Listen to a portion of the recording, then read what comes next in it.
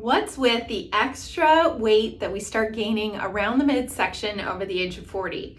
Well, there's a lot that plays into this, but today I'm going to talk through one of the hidden secrets when it comes to doing core exercises and toning your midsection, what women are doing wrong, and how you can make it better. My name is Dr. Dawn Andalone. I'm a women's health physical therapist. I've helped thousands of women overcome things like pelvic floor problems, abdominal issues, back pain, anything related to this part of our body as a female. And being in the fitness industry and a Pilates instructor, I see a lot of women do things wrong when it comes to ab exercises and working their core. So we're going to talk about this today, what you need to do when you are doing crunches or planks or any kind of core workout.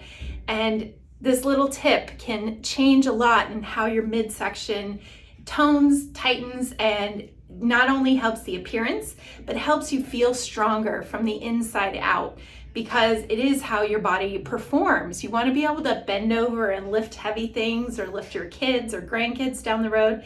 And you want to feel confident and strong about performing an activity that might be new to you, or keep doing an activity that you love. So when it comes to your midsection and your core, if you're noticing some changes there and adding more fat to the area or gaining more weight here, some of the first things that you can do is really looking at your nutrition, your food sensitivities. Are there new things that are bothering you that weren't before in your 20s and 30s? Maybe getting an allergy test and figuring that out with someone that is specialized in nutrition and dialing that in, because yes, diet has a lot to do with how your midsection looks, but if you tweak a few different things, you're really going to see good results. Staying away from a lot of high sugary foods, even cutting out alcohol and adding more protein to your diet. Those are all things that can be helpful on the nutrition aspect when it comes to your midsection. Also, making sure you're drinking enough water, super important, and cutting down things that are extra, like bubbly drinks or soda, other things that tend to bloat you more or add more around the midsection. So my specialty more in the exercise portion. Here are the proper way to think about your core muscles, and it's going to go down to what are the important factors that you need to consider when you're doing some core exercises.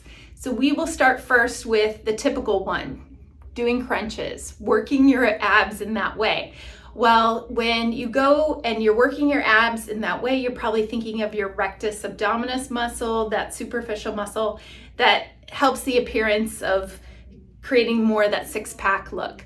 You really want to consider the deeper muscles underneath. It's called your transverse abdominis. And your transverse abdominis, it acts like a corset around your spine. So not only when you work that, it helps your stability and endurance along your spine. So when you're bending, twisting, rotating, bending over to pick something heavy, you're having to activate that deep core area to act like a corset and protect your back, protect your pelvis, and protect your organs. So working the transverse abdominis is very important. And how do you do that?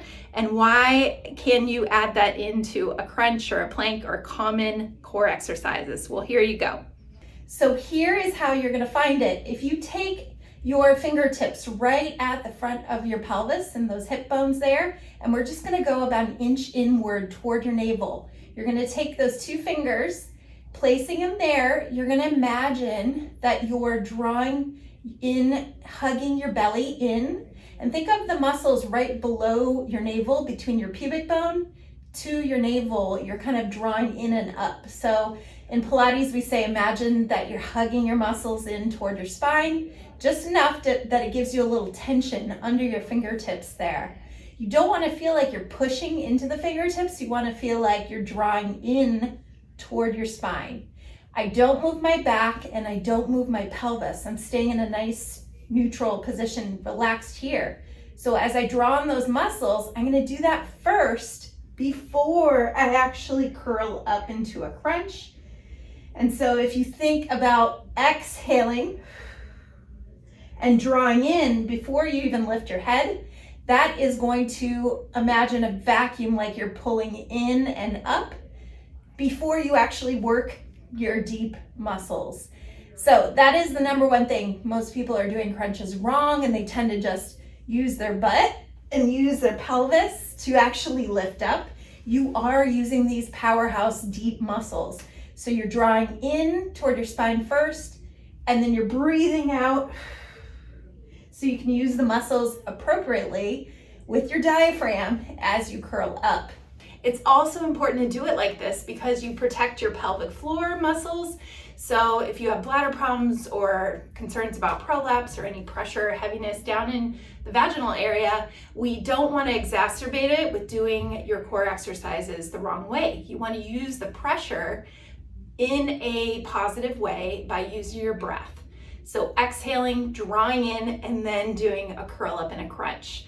I'm going to take you through two other very helpful abdominal exercises that most people aren't doing, and how you can think about the same sort of idea of working the transverse abdominis and helping that muscle activate first to help tone and tighten your midsection.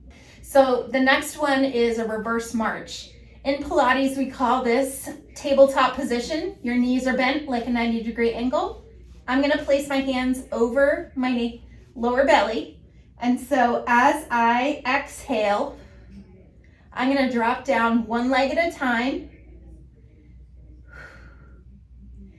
And I am doing a reverse crunch this way.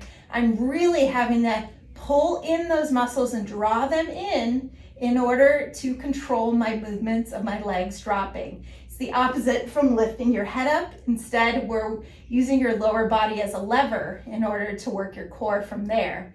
So that also can be very helpful for engaging those deep muscles and thinking about it there. If it's very difficult for you to hold your legs up in this position and keep that muscle drawing in, and you want to just push it out instead, you can modify by just doing a single leg march from there. So I inhale it up, exhale it down. Every time I exhale, I think of drawing and hugging in those muscles toward my spine. So that is another one that you can do. And next, we're going to add the arms. So we're going to make it a little more challenging. So if the reverse march was easy for you, we're going to go into here, and you're going to use your arms now. So we call this a dead bug exercise. And you want to set those muscles, drawing in on your exhale, and see how I move my opposite arm and leg. I'm exhaling as my arm goes back, inhaling as it comes up toward the ceiling. This is very challenging because you're having to use everything from your back muscles wrapping around to your core. If you feel too much pressure in your back, well, keep that movement very small until you can keep the control and go a little bit larger with the movement. Like I mentioned, you can always go back just doing one leg at a time until it gets easier. But the emphasis is on that drawing in, using that deep transverse abdominis muscle. Instead of always thinking about your obliques and your superficial abs, we tend to push out too much when we're using those. And so imagine that zipping up or hugging in is a good analogy to really get the right muscles activating. So there you have it. That's how I teach my clients who are doing Pilates or rehabbing any kind of abdominal surgery after a C-section or a hysterectomy or any kind of back pain, hip issue. We want to teach those muscles how to work properly because your body's going to perform better. You're going to have less aches and pains if you're using your muscles correctly. Also, if you're avid yoga attender or Pilates, you love Pilates, this is also how you need to think about the muscles, is with the exhale and the drawing in before you do the work. I know that there are so many other factors when it comes to really toning and tightening your midsection, but I thought it would be helpful today to just touch on one of the common things that I see women are doing wrong with their exercise plan. So if you want more videos like this and you enjoyed some of the exercise tips that I have here, then I would invite you to hit subscribe. I talk about new topics every week to do with women's health and wellness, and I would love for you to see more on our channel and more helpful videos. So thanks so much for watching and have a great day.